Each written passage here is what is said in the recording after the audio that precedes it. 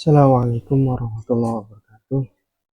Kenalkan, nama saya Ahmad Asyari, saya dari PJJ Informatika kelas IT 304. Di sini saya akan menjelaskan tentang tugas dari mata kuliah Pendidikan Agama yang mana berjudul Kemandirian Sosial dalam Kehidupan Masyarakat dengan studi kasus kerukunan beragama. Untuk latar belakang masalah yang pertama yaitu pentingnya kemandirian sosial dalam kehidupan bermasyarakat, hubungan antara kemandirian sosial dan terciptanya kerukunan beragama, tantangan-tantangan dalam membangun kemandirian sosial di tengah keberagaman agama, dan relevansi topik dengan kondisi masyarakat saat ini. Maksud dan tujuan dari makalah atau presentasi kali ini yaitu yang pertama, menganalisis konsep kemandirian sosial dalam konteks kerukunan beragama. Kedua, mengidentifikasi faktor-faktor yang mempengaruhi kemandirian sosial dalam masyarakat beragama, menemukan strategi untuk meningkatkan kemandirian sosial demi terwujudnya kerukunan beragama. Studi kasus atau permasalahan yaitu yang pertama, identifikasi permasalahan terkait kemandirian sosial dan kerukunan beragama di masyarakat. Contoh-contoh kasus konflik atau ketegangan antar umat beragama yang disebabkan oleh kurangnya kemandirian sosial. Ketiga, dampak negatif dari kurangnya kemandirian sosial terhadap kualitas hidup masyarakat. Data dan fakta. Data statistik tentang tingkat kemandirian sosial masyarakat, misalnya partisipasi dalam kegiatan sosial, gotong royong, dan lain-lain. Data tentang tingkat kerukunan beragama, misalnya toleransi, kerjasama antar umat agama, dan lain-lain.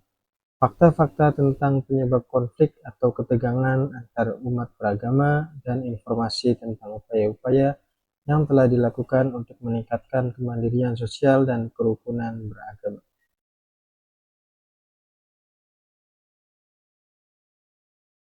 Setelah tadi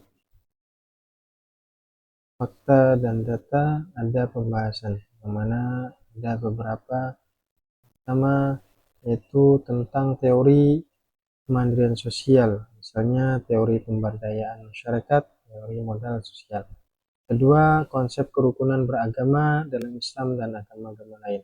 Ketiga, teori tentang hubungan antara agama dan masyarakat, konsep akhlak dalam Islam dan hubungannya dengan kehidupan sosial, pandangan Islam tentang kewajiban bekerja dan mencari nafkah, konsep kepemilikan dalam Islam atau individu, umum maupun negara, motivasi kerja dalam Islam dan agama lain, serta konsep kesolehan sosial dalam Islam, pandangan Islam tentang manusia sebagai makhluk sosial, etika berpakaian dalam Islam dan agama lain, serta konsep Tuhan dan ketuhanan dalam Islam dan agama lain. Falsafah agama dan prinsip kaidah agama, konsep akhlak dan tasawuf. Untuk analisis yaitu tentang faktor-faktor tentang mempengaruhi kemandirian sosial dalam masyarakat beragama, misalnya pendidikan, ekonomi, budaya, politik, dan lain-lain.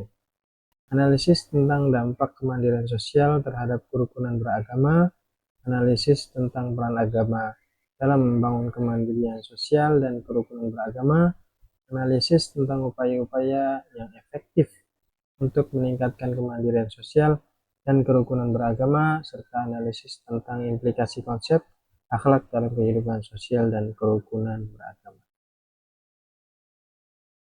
Untuk kesimpulannya yaitu berdasarkan pembahasan yang telah kita bacakan atau kita terangkan tadi, dapat disimpulkan bahwa kemandirian sosial dan kerukunan beragama merupakan dua elemen penting dalam menciptakan masyarakat yang harmonis, sejahtera, dan berkeadilan.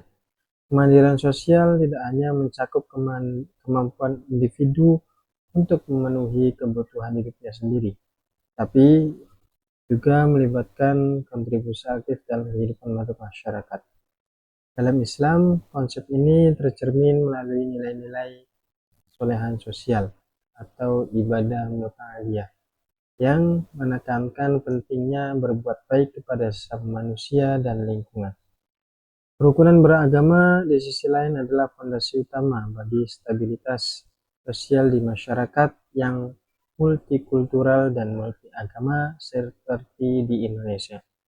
Kerukunan ini dapat tercapai apabila setiap individu dan kelompok agama mampu menghargai perbedaan keyakinan, menjunjung tinggi toleransi, serta bekerja sama dalam memecahkan masalah-masalah sosial. Pendidikan agama memiliki peran strategis dalam menanamkan nilai-nilai ini, baik melalui pemahaman teologis maupun praktik sosial. Saran untuk semuanya, yang pertama yaitu peningkatan kesadaran dan pemahaman. Perlu adanya upaya berkelanjutan untuk meningkatkan kesadaran dan pemahaman masyarakat mengenai pentingnya kemandirian sosial dan kerukunan beragama. Hal ini dapat dilakukan melalui berbagai cara seperti kampanye sosialisasi, pendidikan formal dan non-formal, serta pemanfaatan media massa dan media sosial secara positif. Yang kedua yaitu penguatan nilai-nilai agama yang inklusif, di mana pendidikan agama perlu menekankan nilai-nilai inklusif, toleran, dan menghargai perbedaan. Pemahaman agama yang sempit dan eksklusif dapat memicu konflik dan menghambat kerukunan.